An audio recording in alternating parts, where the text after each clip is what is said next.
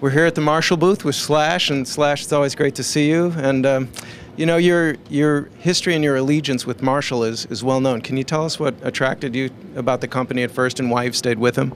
Well, I think a Marshall was the piece of gear that all kids aspire to who want to play hard rock guitar, you know. But I remember when I first really discovered Marshall, at the end of the song "Sweet Emotion," there's a chord that Joe or Brad hits, and it's just an F sharp, and it holds, and it just sort of builds. And I said, "What is that?" And somebody told me, "That's a Marshall." And I was like, "Okay, got to get one of those." Yeah, and that was and the rest is history, right? And the rest is history.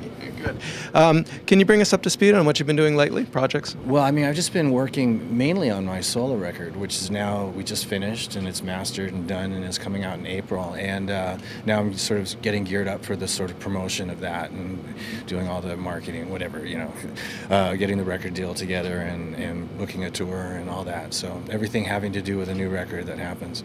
Good. Now we're here at the Winter NAMM 2010 show in Anaheim, and there's something special brewing. Can you tell us with that, your partnership with Marshall? Yeah, I've got had this idea there's been a lot of people trying to emulate the sound that I got off the Appetite for Destruction record, Guns N' Roses record. And there's actually some people out there who have been trying to build a replica of the amplifier that I used for that session. And the amplifier was a JCM 800. I rented it from SAR, and it was one of a handful of amps that I rented, trying to find one that sounded right. And that amp just sounded fantastic, and I used it for the whole record.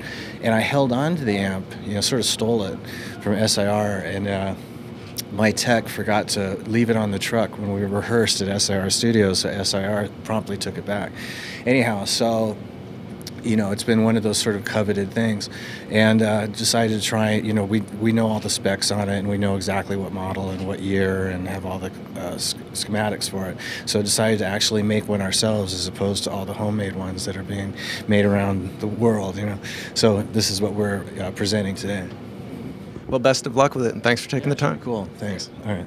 But now the amp that we used to do the Appetite record was a Marshall JCM 800 that I rented from SIR, and it was one of a handful of amps that I tried out, and it just sounded amazing, and that's what I recorded with, not giving that much thought to it. And I decided, well, this sounds good enough to sort of use for forthcoming records and go on tour with it. So anyhow, so I stole it from this and kept it for a minute, and then my tech at the time forgot to keep the amp in the back of the truck when we went to rehearsal, and we were rehearsing at SIR, so they promptly stole it back. And ever since then, this particular amp has been the source of a lot of attention, and sort of you know, people are out there building mods and trying to replicate this amp. So we dug up all the information on this particular model, this particular amp, and decided to put it out ourselves. So this is the Marshall, the AFD 100.